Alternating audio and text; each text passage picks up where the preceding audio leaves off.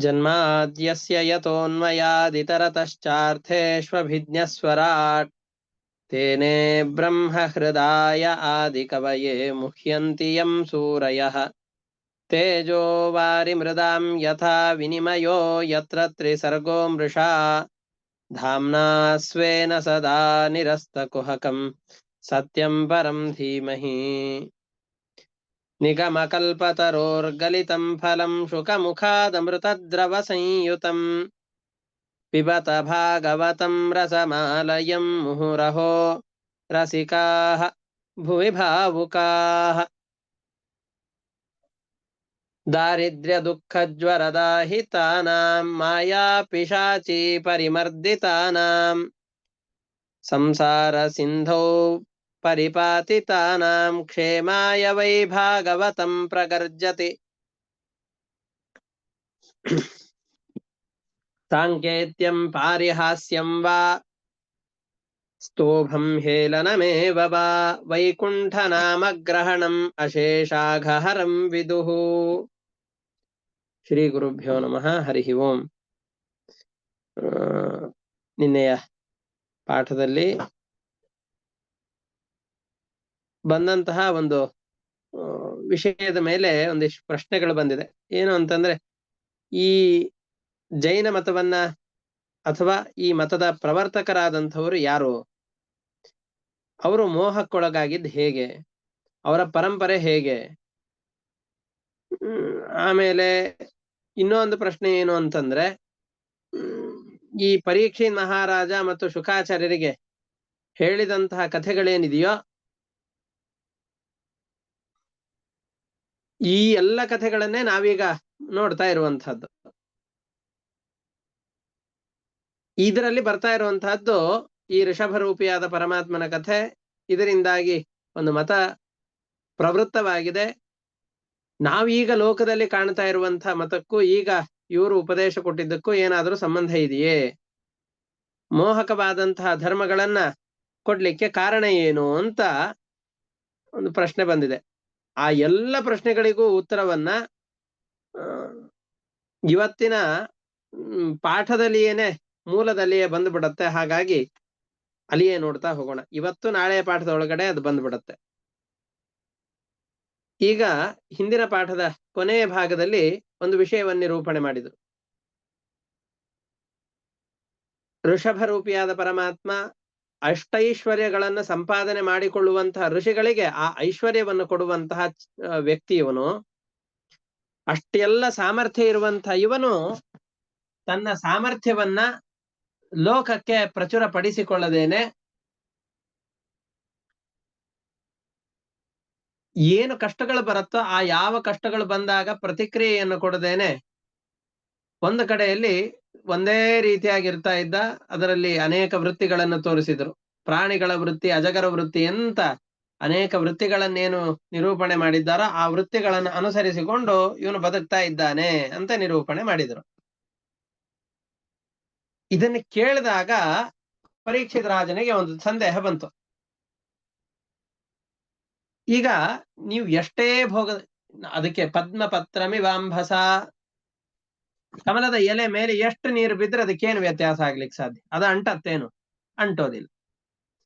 ಬೆಂಕಿಯಲ್ಲಿ ಎಷ್ಟೇ ವಿಷಯ ಪದಾರ್ಥಗಳನ್ನು ನೀವು ಸುರಿದರೂ ಕೂಡ ತಾನು ಭಸ್ಮ ಮಾಡಿ ಬಿಡತ್ತೆ ಹೊರತಾಗಿ ಅದರಿಂದ ತಾನು ವಿಕಾರಕ್ಕೊಳಗಾಗೋದಿಲ್ಲ. ಹಾಗೆ ಅಪರೋಕ್ಷ ಜ್ಞಾನಿಗಳಿಗೇನೆ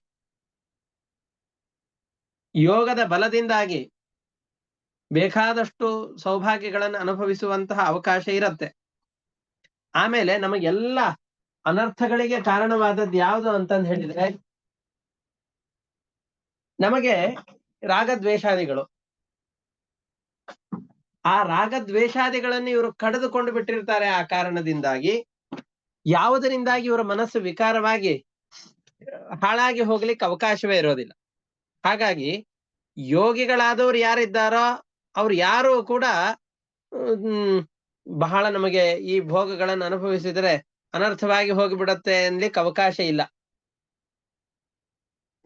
ದೈವೇಚ್ಛೆಯಿಂದಾಗಿ, ತಮ್ಮ ತಪಸ್ಸಿನ ಪ್ರಭಾವದಿಂದಾಗಿ ಯೋಗ ಸಿದ್ಧಿಗಳು ಬಂದಾಗ ಅದನ್ನ ಬಳಸಿಕೊಳ್ಳದೇ ಇರುವಂತಹದ್ದು ಉಪಯುಕ್ತ ಹೌದು. ಹೌದು, ಅವರು ಉಪಯೋಗಿಸ್ಕೊಳ್ಳಿಲ್ಲ, ಹೌದು. ಆದ್ರೆ ಉಪಯೋಗಿಸಿಕೊಂಡಿದ್ರೆ ತೊಂದರೆ ಏನಾಗ್ತಾ ಇತ್ತು? ಉಪಯೋಗಿಸಿಕೊಳ್ಳಬಾರ್ದು ಯಾಕೆ? ಅದಕ್ಕೆ ನಾವು ಗಮನಿಸಿಕೊಳ್ಬೇಕಾದ ಒಂದು ಅಂಶ ಏನು ಅಂತಂದ್ರೆ, ಯದ್ಯದಾಚರತಿ ಶ್ರೇಷ್ಠ ತತ್ತದೇವ ಇತರೋ ಜನಃ. ಶ್ರೇಷ್ಠರಾದವರು ಯಾವುದನ್ನ ಅನುಸರಣೆ ಮಾಡ್ತಾರೋ ಉಳಿದವರು ಕೂಡ ಅದನ್ನೇ ಅನುಸರಣೆ ಮಾಡ್ತಾರೆ. ಇವನಿಗೆ ಯಾವುದೇ ವಿಕಾರಗಳಾಗೋದಿಲ್ಲ ಅಂದ ಮಾತ್ರಕ್ಕೆ ಅವುಗಳ ಭೋಗವನ್ನ, ಸಂಪತ್ತಿದೆ, ಅವುಗಳನ್ನು ಯಥೇಷ್ಟವಾಗಿ ವಿನಿಯೋಗ ಮಾಡಿಬಿಡೋಣ ಅಂತ ಹೇಳಿದರೆ ಅದರಿಂದ ಅಪಾಯವಾಗುವ ಸಂಭವ ಇರುತ್ತೆ. ನಾವು ಸೌಭರಿ ಮಹರ್ಷಿಯ ಕಥೆಯನ್ನ ಕೇಳುತ್ತೇವೆ. ಅದೇ ರೀತಿಯಾಗಿ ಹಿಂದೆ ತಾನೆ ಒಬ್ಬ ರಾಜನ ಕಥೆಯನ್ನು ಕೇಳಬೇಕಾದ್ರೆ, ಅಪ್ಸರೆಯ ಮೋಹಕ್ಕೆ ಒಳಗಾದಂತಹ ರಾಜ ಇಡೀ ಜೀವನವನ್ನು ಅದರಲ್ಲೇ ಕಳೆದು ಬಿಡ್ತಾನೆ. ಅವನಿಗೆ ಆಮೇಲೆ ಪ್ರಾಯಶ್ಚಿತ್ತ, ಪಾಪದ ಅರಿವು ಉಂಟಾಗತ್ತೆ, ಪಾಪ ಪ್ರಜ್ಞೆ ಅವನಲ್ಲಿ ಬೇರೂರುತ್ತೆ. ಸೌಭರಿ ಮಹರ್ಷಿಗಳು ಅಂತಿದ್ರು, ಬಹಳ ವಯಸ್ಸಾಗಿದೆ, ರಾಜನ ಬಳಿಯಲ್ಲಿ ಬಂದಿದ್ದಾರೆ, ಹಣ್ಣು ಮುದುಕ, ಕೈಕಾಲುಗಳಲ್ಲೆಲ್ಲ ಈ ಸುಕ್ಕಾಗಿ ಹೋಗಿದೆ. ಅಷ್ಟು ವರ್ಷಗಳ ಕಾಲ, ಸಾವಿರಾರು ವರ್ಷಗಳ ಕಾಲ ತಪಸ್ಸನ್ನು ಮಾಡಿದವರು. ನಾನು ಮದುವೆ ಆಗಬೇಕು ಅಂತ ಮನಸ್ಸು ಮಾಡಿದ್ದೇನೆ, ನನಗೊಂದು ಹೆಣ್ಣು ಹುಡುಕೊಡು ಅಂತ ಕೇಳಿದ್ರಾದ್ರೂ ಹುಡುಕೊಡ್ತಾ ಇದ್ನೋ ಏನೋ. ನಿನ್ನ ಮಕ್ಕಳಲ್ಲಿ ಯಾರಾದ್ರೂ ಒಬ್ಬರನ್ನ ಮದುವೆ ಮಾಡಿಕೊಡು ಅಂತ ರಾಜನಿಗೆ ಹೋಗಿ ಕೇಳ್ತಾ ಇದ್ದಾನೆ. ಯುವಕನಾದಂಥವನು ಯಾರಾದ್ರೂ ಒಬ್ರು ಬಂದಿದ್ರೆ ಮದುವೆ ಮಾಡಿ ಕೊಟ್ಬಿಡ್ತಾ ಇದ್ನೋ ಏನೋ. ಆದ್ರೆ ಸುಕ್ಕಾಗಿದೆ, ಶರೀರದಲ್ಲಿ ತ್ರಾಣವಿಲ್ಲ, ಕೂತ್ರೆ ನಿಲ್ಲಿಕ್ಕಾಗೋದಿಲ್ಲ, ನಿಂತ್ರೆ ಕೂಡ್ಲಿಕ್ಕಾಗೋದಿಲ್ಲ, ಸರಿಯಾಗಿ ತನ್ನ ಕೆಲಸಗಳನ್ನು ಮಾಡ್ಲಿಕ್ಕೆ ಆಗೋದಿಲ್ಲ. ಇಂಥವಳಿಗೆ ನನ್ನ ಮಗಳನ್ನು ಕೊಟ್ಟು ಅವಳಿಗೆ ಯಾಕೆ ಕಷ್ಟಕ್ಕೆ ದುಡ್ಬೇಕು ಅಂತ ಯೋಚನೆ ಮಾಡಿ, ನೀವೇ ಹೋಗಿ 50 ಜನ ಮಕ್ಕಳಿದ್ದಾರೆ, ಯಾರಾದ್ರೂ ನಿಮ್ಮನ್ನ ಒಪ್ಪಿ ಮದುವೆ ಆಗ್ತೇನೆ ಅಂತಂದ್ ಹೇಳಿದ್ರೆ ನನಗೇನು ಅಭ್ಯಂತರವಿಲ್ಲ, ಯಾರ ಮದುವೆ ಆಗ್ತೇನೆ ಅಂತಂತಾರೋ ಅವರನ್ನ ನಿಮಗೂ ಮದುವೆ ಮಾಡಿ ಕೊಡ್ತೇನೆ ಅಂತ ರಾಜ ಅಂತಾನೆ.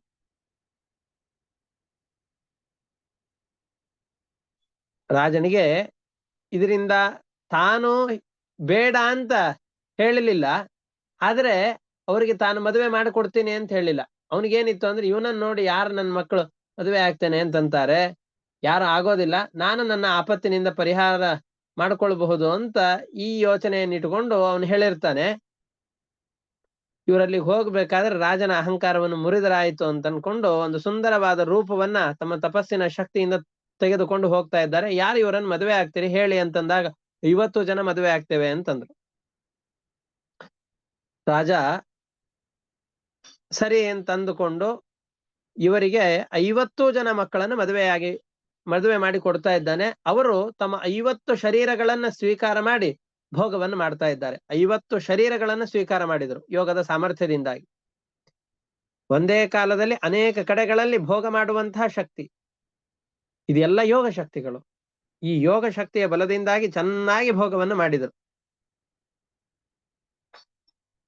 ಇದರಿಂದ ಅವರ ಪ್ರಾರಬ್ಧ ಕರ್ಮಗಳೇನಿತ್ತೋ ಆ ಕರ್ಮಗಳನ್ನ ಕ್ಷಯ ಮಾಡಿಕೊಂಡ್ರು. ಆದ್ರೆ ಲೋಕದ ಜನರಿಗೆ ತಿಳಿಸಿಕೊಡೋದೇನು ಅಂತಂದ್ರೆ, ಹೀಗೆ ಒಮ್ಮ ಯೋಗ ಶಕ್ತಿಯನ್ನ ನಾವು ಉಪಯೋಗಿಸಿಕೊಂಡ್ವಿ ಅಂತಂದ್ರೆ ನಮ್ಮ ತಪಸ್ಸಿನ ಪ್ರಭಾವವೆಲ್ಲವೂ ಕೂಡ ಇಳಿದು ಹೋಗತ್ತೆ. ಆಮೇಲೆ ಸೌಭರಿ ಮಹರ್ಷಿಗಳಿಗೆ ಪಶ್ಚಾತ್ತಾಪವಾಗತ್ತೆ, ಸಾಕು ಅಂತ ವಿರಕ್ತರಾಗಿ ಮತ್ತೆ ತಪಸ್ಸಿಗೆ ಅಂತ ತೆರಳುತ್ತಾರೆ ಅಂತ ಕಥೆ ಬಂದಿದೆ.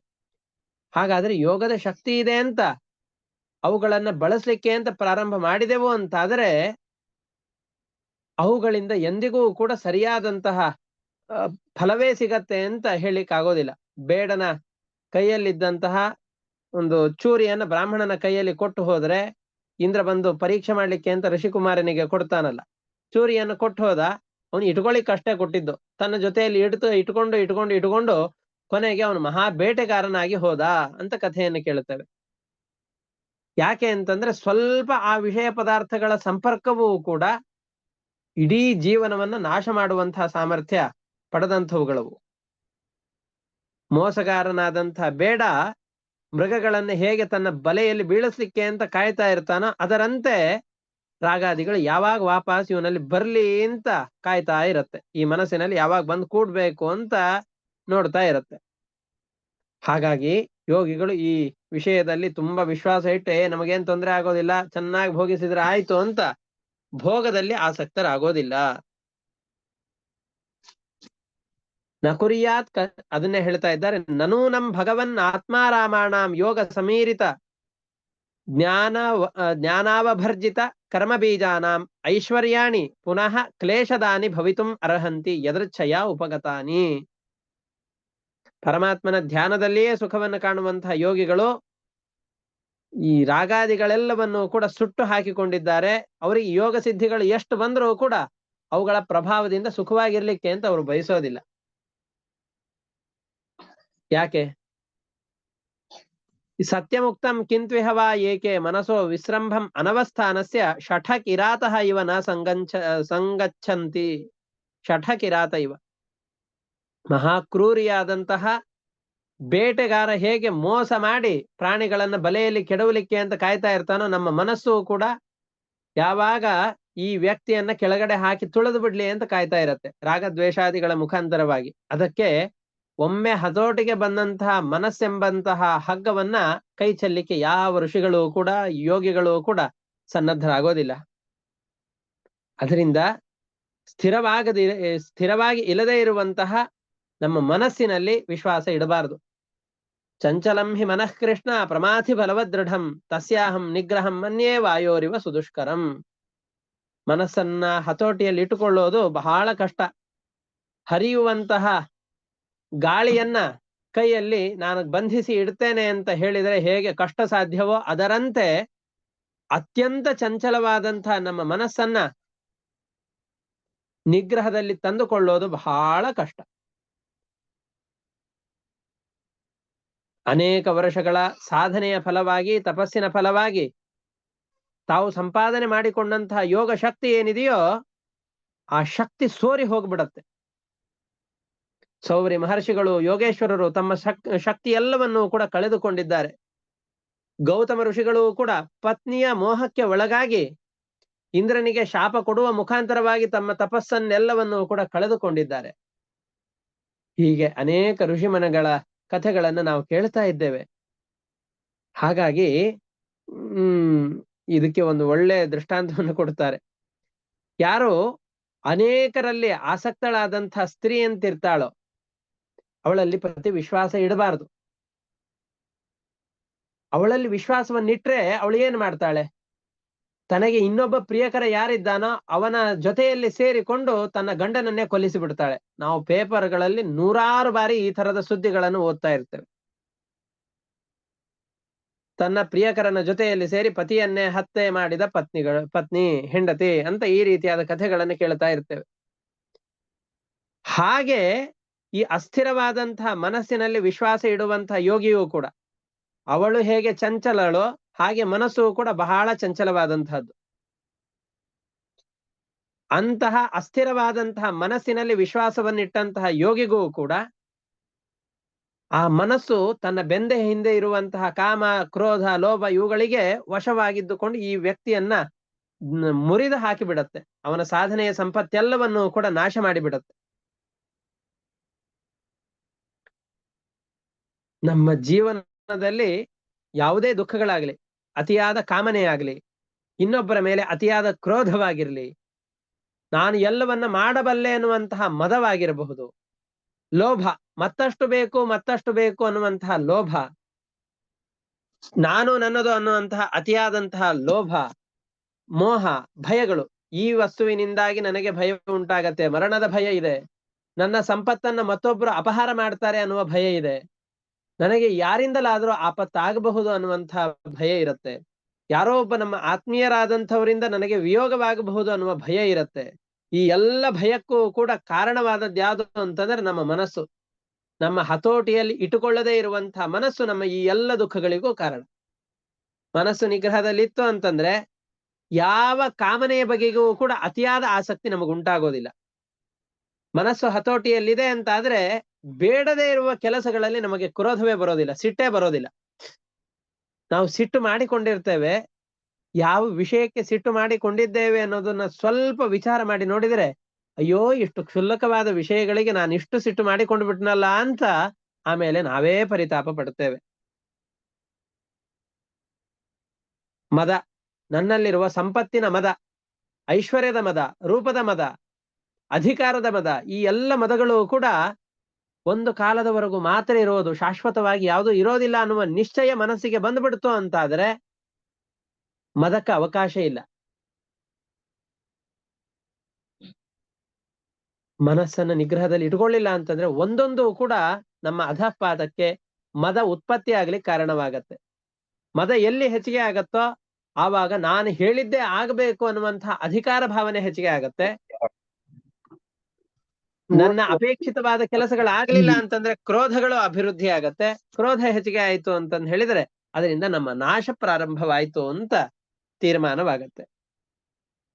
ಹಾಗಾಗಿ ಮನಸ್ಸು ಯಾವಾಗಲೂ ಮನುಷ್ಯನ ಬಿಗಿಯಾದ ಹಿಡಿತದಿಂದ ತಪ್ಪಿಸ್ಕೊಳ್ಳಿಕ್ಕೆ ಅಂತ ಕಾಯ್ತಾ ಇರತ್ತೆ. ವಸ್ತುತಸ್ತು ಅದನ್ನು ಬಿಗಿಯಾಗಿ ಹಿಡಿದುಕೊಳ್ಳೋದೇ ಕಷ್ಟ. ಅಂತಹ ಮನಸ್ಸನ್ನ ಯಾರು ತನ್ನ ಹತೋಟಿಗೆ ತಂದುಕೊಂಡಿರ್ತಾನೋ ಆ ಕಷ್ಟದ ಅರಿವಿರುವಂತಹ ವ್ಯಕ್ತಿ ಯಾರಿದ್ದಾನೋ ಎಂದಿಗೂ ತನ್ನ ಹತೋಟಿಯಲ್ಲಿರುವ ಮನಸ್ಸನ್ನ ಹತೋಟಿಯನ್ನು ಮೀರಿ ಹೋಗಲಿಕ್ಕೆ ಬಿಡ್ಲಿಕ್ಕೆ ಅವನ ಮನಸ್ಸು ಒಪ್ಪೋದಿಲ್ಲ. ಮತ್ತೆ ಅದನ್ನು ಹಿಡಿದುಕೊಂಡು ಬರೋದು ಬಹಳ ಕಷ್ಟ ಅಂತ ಗೊತ್ತಿರತ್ತೆ. ಗಾಳಿಯನ್ನ ಒಂದು ಕಡೆಯಲ್ಲಿ ಕಟ್ಟಿ ಹಾಕ್ತೇವೆ ಅಂತಂದ್ರೆ ಎಷ್ಟು ಕಷ್ಟ ಇದೆಯೋ ಅಷ್ಟೇ ಕಷ್ಟ ನಮ್ಮ ಮನಸ್ಸನ್ನ ಹತೋಟಿಯಲ್ಲಿ ತಂದುಕೊಳ್ಳೋದು. ಕಪ್ಪೆಗಳನ್ನ ತಕ್ಕಡಿಯಲ್ಲಿ ಹಾಕಿ ಒಂದು ಕಡೆಯಲ್ಲಿ ಕೂಡಿಸ್ತೇವೆ ಅಂತಂದ್ರೆ ಅದು ಹೇಗೆ ಹಾರಿಕೊಂಡು ಹೋಗ್ತಾ ಇರತ್ತೋ ಅದರಂತೆ ಮನಸ್ಸು ಕೂಡ ವಿಷಯ ಪದಾರ್ಥಗಳ ಕಡೆಯಲ್ಲಿ ಅನಾಯಾಸವಾಗಿ ಸಂಚಾರ ಮಾಡ್ತಾ ಇರತ್ತೆ.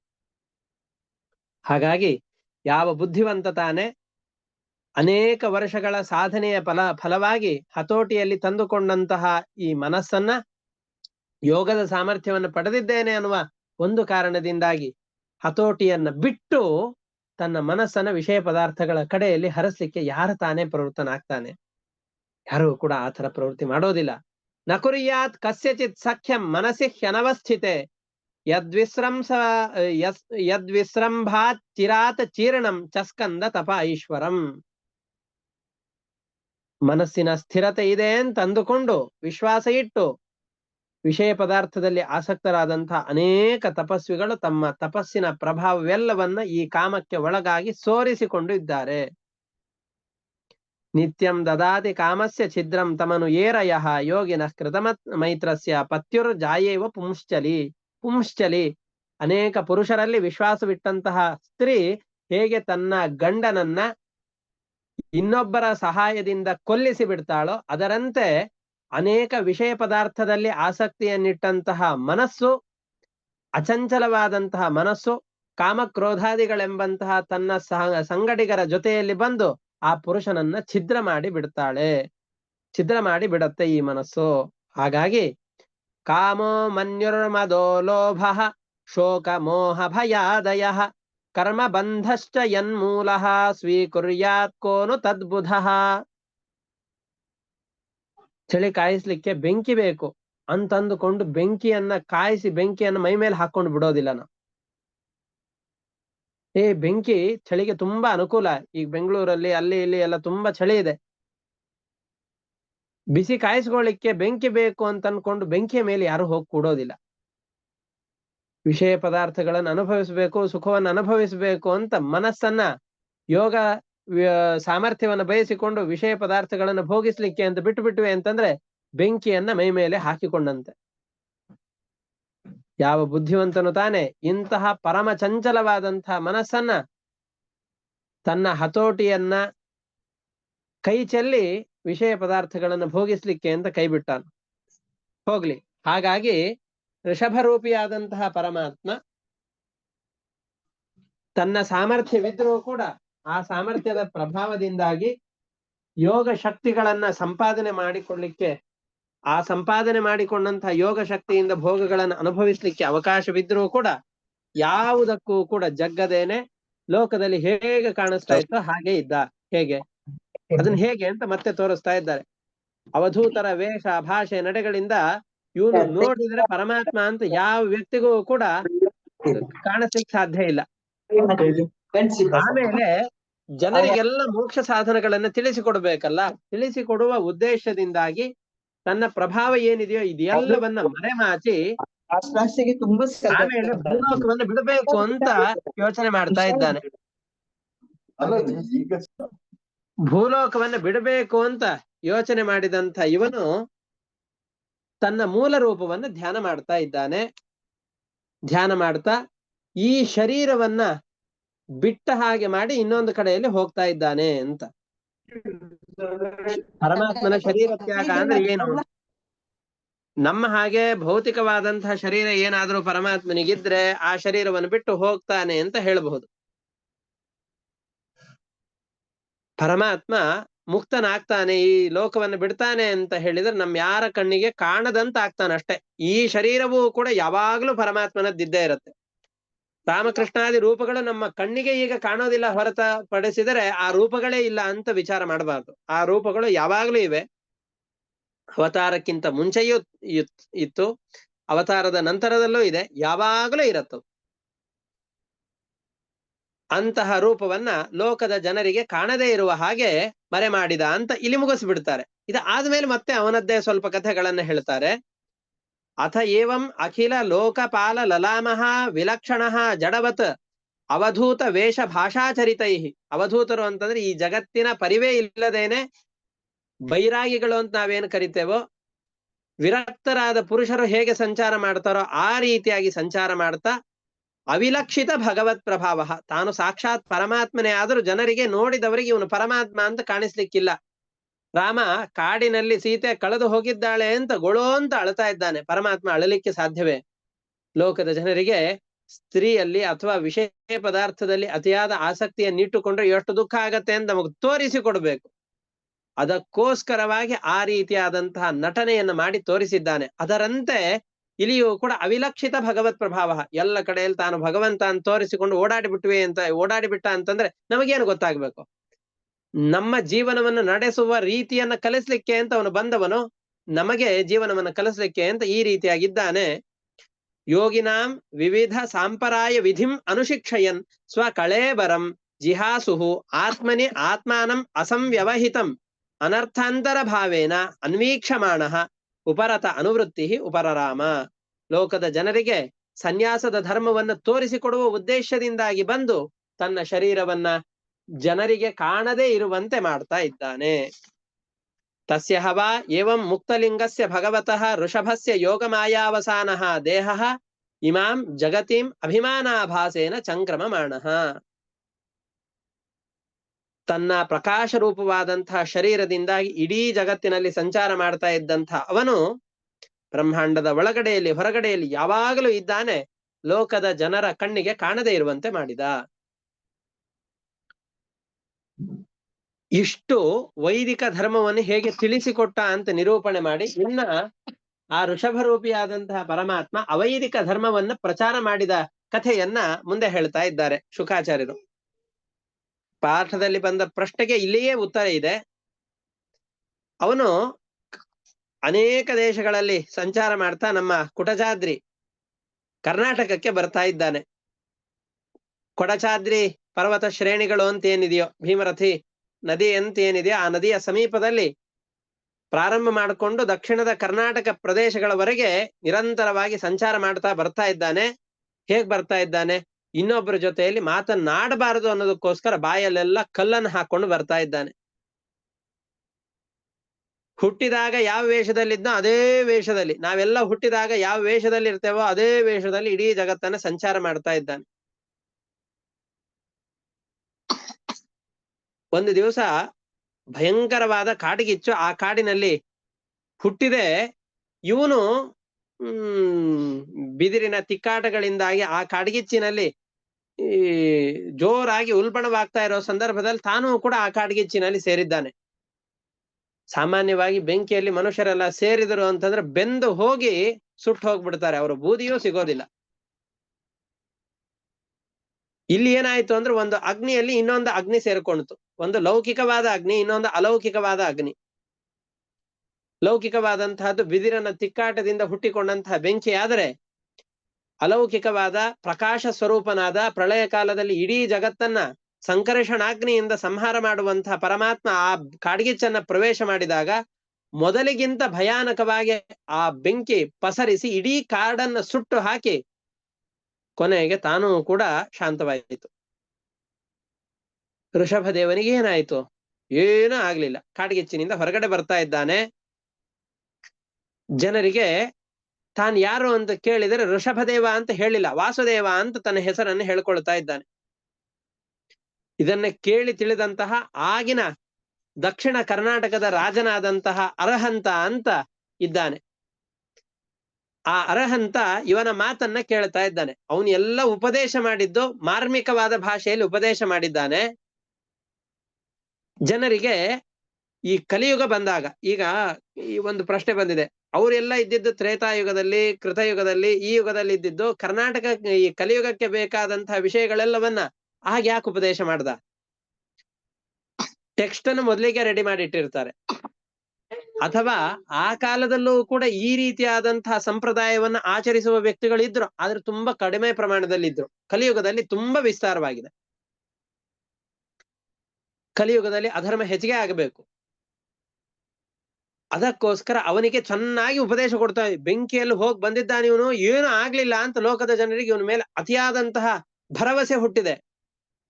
ಆ ರಾಜ ಕರ್ಕೊಂಡು ಬಂದು ಇವನಿಂದ ಉಪದೇಶವನ್ನು ಕೇಳ್ತಾ ಇದ್ದಾನೆ. ಅವನು ವಸ್ತುತಃ ಸರಿಯಾದಂತಹ ಮಾತನ್ನು ಹೇಳಿದ್ರು ಕೂಡ ಎದುರುಗಡೆಯಲ್ಲಿದ್ದು ಕೇಳುವವನಿಗೆ ಅದೇ ರೀತಿಯಾಗಿ ಅರ್ಥ ಆಗಬೇಕು ಅಂತಿಲ್ಲ. ಅದನ್ನು ಮತ್ತೊಂದು ರೀತಿಯಾಗಿ ಅದನ್ನು ಗ್ರಹಣೆ ಮಾಡ್ತಾ ಇದ್ದಾನೆ.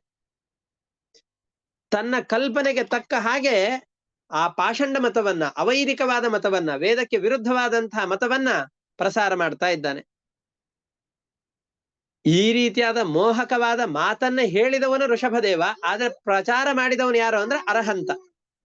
ಇದು ಋಷಭದೇವರ ವಸ್ತುತಃ ಸಮ್ಮತವಾದ ಸಿದ್ಧಾಂತ ಅಲ್ಲ. ಋಷಭದೇವನ ಸಿದ್ಧಾಂತ ಯಾವುದು ಅಂತಂದ್ರೆ ತನ್ನ ಮಕ್ಕಳಿಗೆ ಏನು ಉಪದೇಶ ಕೊಟ್ಟಿದ್ದಾನಲ್ಲ,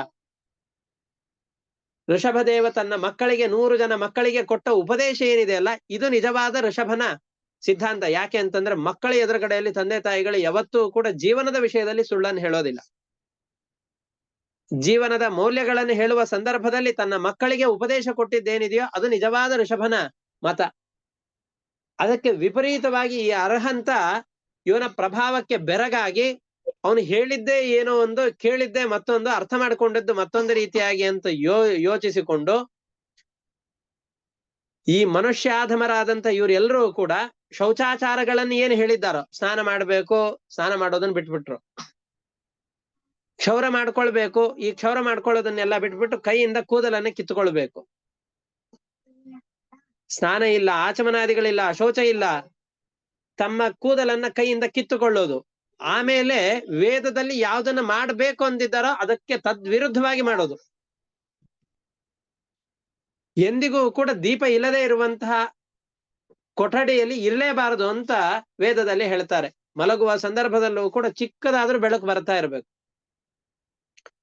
ಶೂನ್ಯ ಗ್ರಹವಾಸ, ಯಾವುದೇ ಬೆಳಕಿಲ್ಲದೆ ಇರುವಂತಹ ಕತ್ತಲಿನ ಪ್ರದೇಶದಲ್ಲಿ ವಾಸ ಮಾಡೋದು,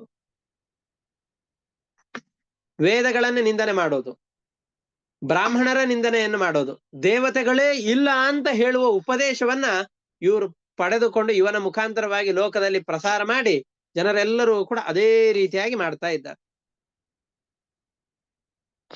ಈ ರೀತಿಯಾಗಿ ಅವರವರ ಯೋಗ್ಯತೆಗೆ ಅನುಗುಣವಾದಂತಹ ಚೇತನರು ತಮ್ಮ ತಮ್ಮ ಬುದ್ಧಿಗೆ ಅನುಗುಣವಾಗಿ ತಾವು ಮಾರ್ಗದಲ್ಲಿ ಸಂಚಾರ ಮಾಡಿ ಅಧಃಪಾತವನ್ನು ಪಡಿಬೇಕು. ಉತ್ತಮರಾದವರು ಅದಕ್ಕೆ ತಕ್ಕಂತಹ ಫಲಗಳನ್ನು ಪಡಿಬೇಕು.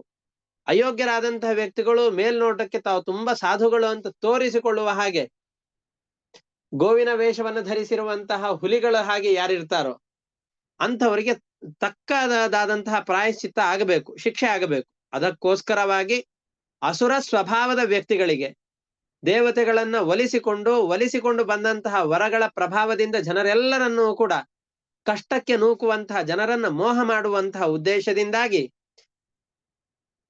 ಸಂಸಾರದಲ್ಲಿ ನೊಂದಂತಹ ಅನೇಕ ಜನರಿಗೆ ಮೋಕ್ಷ ಮಾರ್ಗವನ್ನು ಉಪದೇಶ ಕೊಡ್ಲಿಕ್ಕೋಸ್ಕರವಾಗಿ ಒಂದೇ ಅವತಾರದಿಂದ 2 ವಿಧವಾದಂತಹ ಉಪದೇಶಗಳನ್ನು ಕೊಟ್ಟಿದ್ದಾನೆ. ಏನಹವಾ ಕಲೌ ಮನುಜಾಪಸದಾಹ ದೇವಮಾಯೆಯ ವಿಮೋಹಿತಾಹ ಸ್ವವಿಧಿ ನಿಯೋಗ ಶೌಚ ಚಾರಿತ್ರ ವಿಹೀನಾಹ ದೇವ ಹೇಡನಾದೀನಿ ಅಪವ್ರತಾನಿ ನಿಜೇಚ್ಛಯಾ ಗೃಹಾನಾಹ ಅಸ್ನಾನ, ಅನಾಚಮನ, ಅಶೌಚ, ಕೇಶೋಲ್ಲುಂಚನಾದೀನಿ ಕಲಿನಾ ಅಧರ್ಮ ಬಹುಳೇನ ಉಪಹತ ಧಿಯಃ ಬ್ರಹ್ಮ ಬ್ರಾಹ್ಮಣ ಯಜ್ಞ ಪುರುಷ ಲೋಕ ವಿದೂಷಕಾಹ ಪ್ರಾಯೇಣ ಭವಿಷ್ಯಂತಿ. ಈ ಋಷಭರೂಪಿಯಾದಂತಹ ಪರಮಾತ್ಮನ ಮಾತನ್ನ ಕೇಳಿ ಮೋಹಗೊಂಡಂತಹ ಆ ರಾಜ ಏನಿದ್ದಾನೋ ಆ ರಾಜನ ಉಪದೇಶವನ್ನ ಕೇಳಿ ಕಲಿಯುಗದಲ್ಲಿರುವಂತಹ ಎಲ್ಲ ರಾಜರು ಜನರು ಇವರೆಲ್ಲರೂ ಕೂಡ ಮೋಹಿತರಾಗಿ ಸ್ನಾನ ಮಾಡದೇನೆ, ಆಚಮನಾದಿಗಳಿಲ್ಲದೇನೆ, ಆಚಮನ ಇಲ್ಲ ಅಂತಂದು ಹೇಳೋದು ತುಂಬಾ ಏನಿದು ಆಚಮನ ಮಾಡೋದಿಲ್ಲ, ನಾವು ಸಂಧ್ಯಾ ವಂದನೆಯನ್ನು ಬಿಟ್ಟು ಬೇರೆ ಸಂದರ್ಭದಲ್ಲಿ ಆಚಮನ ಮಾಡಿಯೇ ಗೊತ್ತಿಲ್ಲ. ಪ್ರತಿಯೊಂದು ಕ್ಷಣದಲ್ಲೂ ಕೂಡ ನಾವು ಮಾಡಿದ ಅಪರಾಧಗಳಿಗೆ ನಾವು ಒಂದೊಂದು ಕೆಲಸಗಳನ್ನ ಮಾಡುವ ಪ್ರಾರಂಭದಲ್ಲಿ ಆಚಮನ ಬೇಕು. ಆಚಮನದಲ್ಲಿ ಪರಮಾತ್ಮನ 24 ರೂಪಗಳ ಚಿಂತನೆ ಬೇಕು. ಆಯಾಯ ದೇಹದ ಭಾಗಗಳಲ್ಲಿ ಸ್ಪರ್ಶವನ್ನ ಮಾಡಿಕೊಂಡು ತತ್ವಾಭಿಮಾನಿ ದೇವತೆಗಳನ್ನ ಪ್ರಾರ್ಥನೆ ಮಾಡಿಕೊಳ್ಳಬೇಕು. ಇದರ ಮುಖಾಂತರವಾಗಿ ನಮ್ಮ ಶರೀರದಲ್ಲಿ ಭಗವಂತನ ಸನ್ನಿಧಿಯನ್ನ ಮತ್ತಷ್ಟು ಅಭಿವೃದ್ಧಿ ಮಾಡಿಕೊಂಡು ನಾವು ಕರ್ಮಗಳನ್ನ ಮಾಡಬೇಕು. ಇದಕ್ಕೋಸ್ಕರ ಆಚಮನಾದಿ ಕ್ರಿಯೆಗಳಿರೋದು. ನಾವು ಭಾಗವತದ ಕಥೆಯ ಪ್ರಾರಂಭದಲ್ಲಿಯೇ ಒಂದು ಮಹಾಭಾರತದ ವಿಷಯದಲ್ಲಿ ಮಹಾಭಾರತದಲ್ಲಿ ಒಂದು ಕಡೆಯಲ್ಲಿ ಬರುತ್ತೆ. ಒಬ್ಬ ರಾಜ, ಒಬ್ಬ ಋಷಿಕುಮಾರ ತನ್ನ ಗುರುಗಳಿಗೆ ದಕ್ಷಿಣೆಯನ್ನು ಕೊಡಬೇಕು ಅನ್ನೋ ಉದ್ದೇಶದಿಂದ ಏನು ಬೇಕು ಅಂತ ಕೇಳಿದಾಗ ರಾಣಿಯ ಕರ್ಣ ಕುಂಡಲಗಳು ಬೇಕು, ಅದನ್ನು ತೆಗೆದುಕೊಂಡು ಬಾ ಅಂತ ಹೇಳ್ತಾಳೆ. ಗುರುಗಳಿಗೆ ಏನೋ ಬೇಡ ಅಂತಾರೆ, ಗುರು ಪತ್ನಿ ಇದು ಬೇಕು ಅಂತ ಹೇಳ್ತಾರೆ. ಹೇಳಿದಾಗ ಇವನಿಗೆ ಮಧ್ಯದಲ್ಲಿ ಇಂದ್ರ ದೇವರು ಸಿಗ್ತಾರೆ, ಅಮೃತವನ್ನು ಕೊಡ್ತಾರೆ, ಆ ಅಮೃತ ಸ್ವೀಕಾರ ಮಾಡ್ತಾರೆ. ಅರಮನೆಗೆ ಬರ್ತಾನೆ. ರಾಜನನ್ನು ಕೇಳಿದಾಗ ನನ್ನ ಸಂಪತ್ತಲ್ಲ ಅದು, ನನ್ನ ಹೆಂಡತಿಯದ್ದು, ಅವಳ ಬಳಿಯಲ್ಲೇ ಹೋಗಿ ಕೇಳು ಅಂತ ಹೇಳಿದಾಗ ಅರಮನೆಯಲ್ಲಿ ಹೋಗಿ ನೋಡ್ತಾನೆ, ಯಾರು ಕಾಣಿಸೋದಿಲ್ಲ. ರಾಜನ ಬಳಿಯಲ್ಲಿ ಬಂದು ನಿನಗೆ ಕೊಡ್ಲಿಕ್ಕೆ ಆಗೋದಿಲ್ಲ ಅಂತಂದ್ರೆ ಕೊಡೋದಿಲ್ಲ ಅಂತ ಹೇಳಿಬಿಡು, ಆದರೆ ಬಂದಂತಹ ವ್ಯಕ್ತಿಗಳನ್ನ ಆಸೆ ಹುಟ್ಟಿಸಿ ಕೊಡೋದಿಲ್ಲ ಅಂತ ಅವನನ್ನು ಮೋಸ ಮಾಡೋದು ಸರಿಯಲ್ಲ, ನಿನ್ನ ರಾಣಿ ಅರಮನೆಯಲ್ಲಿ ಕಾಣಿಸ್ತಾನೆ ಇಲ್ಲ ಅಂತ ಹೇಳಿದಾಗ ರಾಜ ಹೇಳ್ತಾನೆ, ಯಾರು ಶುದ್ಧರಾಗಿಲ್ವೋ ಅಂತಹ ವ್ಯಕ್ತಿಗಳನಿಗೆ ನನ್ನ ಪತಿವ್ರತೆಯಾದಂತಹ ಹೆಂಡತಿ ಕಾಣಿಸೋದೇ ಇಲ್ಲ. ನೀನೇನೋ ಅಪಚಾರ ಮಾಡಿದ್ದಿ, ಹಾಗಾಗಿ ನಿನ್ನ ಕಣ್ಣಿಗೆ ಅವಳು ಕಾಣಿಸ್ತಾ ಇಲ್ಲ, ಅರಮನೆಯಲ್ಲೇ ಇದ್ದಾಳೆ ಅಂತ ಹೇಳಿದಾಗ ಅವನು ತನ್ನಲ್ಲಿ ಆದಂತಹ ಅಪಚಾರಗಳನ್ನ ಯೋಚನೆ ಮಾಡ್ತಾ ಬರ್ತಾ ಇದ್ದಾನೆ. ದಾರಿಯಲ್ಲಿ ಇಂದ್ರ ಬಂದ. ಅದು ಒಂದು ದೊಡ್ಡ ಕಥೆ. ಅದು ಇಂದ್ರನಾಗಿ ಬರಲಿಲ್ಲ, ಅಲ್ಲಿ ಒಬ್ಬ ಹಸುವಿನ ರೂಪದಲ್ಲಿ ಬಂತು, ಅದರಲ್ಲಿ ಅಶ್ವದ ರೂಪದಲ್ಲಿ ಬಂದ ಅಂತ ಕಥೆಯನ್ನೆಲ್ಲ ಹೇಳ್ತಾರೆ. ಅದರಲ್ಲಿ ಅಮೃತವನ್ನ ಸ್ವೀಕಾರ ಮಾಡಿದ ನಂತರದಲ್ಲಿ ಅವನು ಆಚಮನ ಮಾಡದೇನೆ ಬಂದು ಬಿಟ್ಟಿರ್ತಾನೆ, ಅವಸರದಿಂದ ಬಂದಿರ್ತಾನೆ. ಆ ಆಚಮನವನ್ನ ಮಾಡ್ಲಿಲ್ಲ ಅನ್ನೋ ಕಾರಣದಿಂದ ಅಶುದ್ಧಿಯೇ ಆಯ್ತು. ಅಶುದ್ಧಿಯ ಪ್ರಭಾವದಿಂದಾಗಿ ಇವನಿಗೆ ಇದ್ದಂತಹ ಪತಿವ್ರತೆಯಾದಂತಹ ಸ್ತ್ರೀ ಅಲ್ಲಿ ಕಾಣಿಸ್ತಿಲ್ಲ. ಹಾಗಾದ್ರೆ ಆಚಮನದಿಂದ ಶುದ್ಧಿಯನ್ನು ಪಡೆದುಕೊಳ್ಳಿಲ್ಲ ಅಂತಂದು ಹೇಳಿದ್ರೆ, ನನ್ನ ಎದುರುಗಡೆಯಲ್ಲಿಯೇನೆ ದೇವಾನುದೇವತೆಗಳಿದ್ರೂ ಕೂಡ, ಪತಿವ್ರತ ಸ್ತ್ರೀಯರಿದ್ರೂ ಕೂಡ, ಮಹಾತ್ಮರು ಇದ್ರೂ ಕೂಡ, ನನ್ನ ಎದುರುಗಡೆಯಲ್ಲೇ ಇದ್ರೂ ಕೂಡ ಅವ್ರು ಕಾಣಿಸೋದಿಲ್ಲ. ಇಷ್ಟು ಮಹತ್ವ ಆಚಮನಾದಿಗಳಿಗಿದೆ, ಸ್ನಾನಕ್ಕೆ ಇದೆ. ನಾವು ಸ್ನಾನದ ವಿಷಯಗಳನ್ನು ಅನೇಕ ಬಾರಿ ಹೇಳಿದ್ದೇವೆ. ಸ್ನಾನ ಅಂತಂದ್ರೆ ನಮ್ಮಲ್ಲಿರುವಂತಹ ಪರಮಾತ್ಮನಿಗೆ ಅಭಿಷೇಕವನ್ನ ಮಾಡಿಕೊಳ್ಳೋದು. ಶೌಚಾಚಾರಗಳೆಲ್ಲವನ್ನ ವಿಧಾನ ಮಾಡಿದ್ದಾರೆ. ಇವು ಎಲ್ಲವನ್ನ ಬಿಟ್ಟು ವೇದಗಳನ್ನು ನಿಂದನೆ ಮಾಡೋದು, ವೇದಗಳನ್ನ ಅಧ್ಯಯನ ಮಾಡುವಂತಹ ಬ್ರಾಹ್ಮಣಾದಿಗಳನ್ನ ನಿಂದನೆ ಮಾಡೋದು, ದೇವತೆಗಳೇ ಇಲ್ಲ ಅಂತ ಶೂನ್ಯವಾದವನ್ನ ಲೋಕದಲ್ಲಿ ಪ್ರಚಾರ ಮಾಡೋದು, ಇದು ಎಲ್ಲದಕ್ಕೂ ಕೂಡ ಮೂಲವಾದಂತಹ ತಪ್ಪಾದ ಸಂದೇಶಗಳನ್ನು ತಾನು ಅರಿತುಕೊಂಡು ಜನರೆಲ್ಲರಿಗೂ ಕೂಡ ಉಪದೇಶ ಮಾಡ್ತಾ ಇದ್ದಾನೆ ಅರಹಂತ. ಇಂಥವರಿಗೆ ಸಚ್ಚಾಸ್ತ್ರಗಳಲ್ಲಿ ನಿಷ್ಠೆ ಇಲ್ಲ. ಈ ರೀತಿಯಾಗಿ ದುರ್ಜನರನ್ನ ಮೋಹ ಮಾಡ್ತಾ ಸಜ್ಜನರಿಗೆ ಸರಿಯಾದ ಉಪದೇಶವನ್ನು ಕೂಡ ಋಷಭರೂಪಿಯಾದ ಪರಮಾತ್ಮ ಒಂದೇ ಅವತಾರದಲ್ಲಿ ಮಾಡಿದ್ದಾನೆ. ಇದು ಋಷಭರೂಪಿಯಾದ ಪರಮಾತ್ಮನ ಮಹತ್ವ ಅಂತ ಹೇಳಿ ಅವರ ವಿಷಯದಲ್ಲಿ ಅನೇಕ ಶ್ಲೋಕಗಳನ್ನ ಹೇಳ್ತಾ ಇದ್ದಾರೆ ಅಂತ ಹೇಳ್ತಾರೆ.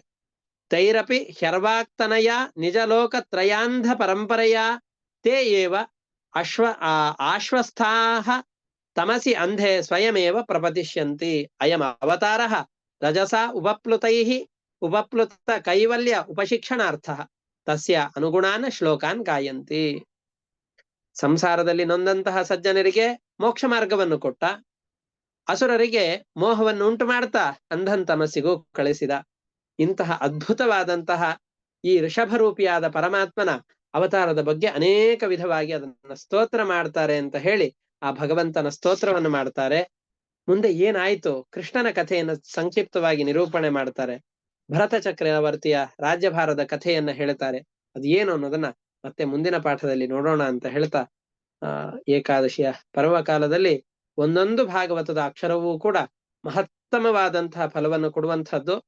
ಭಗವಂತನ ಅನುಗ್ರಹದಿಂದಾಗಿ ಈ ಕಥಾಶ್ರವಣವನ್ನ, ಆ ಭಾಗವತದ ವಾಕ್ಯಗಳನ್ನ ಕೇಳಿದ್ದೇವೆ, ಹೇಳಿದ್ದೇವೆ.